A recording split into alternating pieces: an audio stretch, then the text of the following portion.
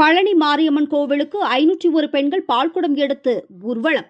அதிமுக ஆட்சி அமைய வேண்டி பிரார்த்தனை. அம்மனுக்கு அபிஷேகம் செய்து வழிபட்டனர். திண்டுக்கல் மாவட்டம் பழனியில் எடப்பாடி தலைமையில் அதிமுக ஆட்சி அமைய வேண்டி 501 பெண்கள் பால்குடம் எடுத்து ஊர்வலமாக சென்றனர். பழனி மலை அடிவாரத்தில் இருந்து 500க்கும் மேற்பட்ட பெண்கள் பால்குடம் எடுத்து ஊர்வலமாக மாரியம்மன் கோவிலுக்கு சென்றனர்.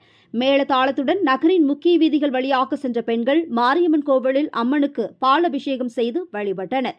கோவிலில் அம்மனுக்கு சிறப்பு அபிஷேகம், அலங்காரம் மற்றும் ஆராதனைகளும் நடைபெற்றது.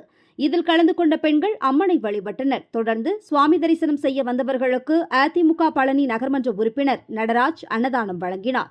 இந்த நிகழ்ச்சியில் முன்னாள் சட்டமன்ற உறுப்பினர் வேணுகோபால், பழனி நகர செயலாளர் முருகானந்தம், அதிமுக நிர்வாகிகள் சதீஷ், அன்வர்தீன், குகன் உள்ளிட்ட பலரும் கலந்து கொண்டனர்.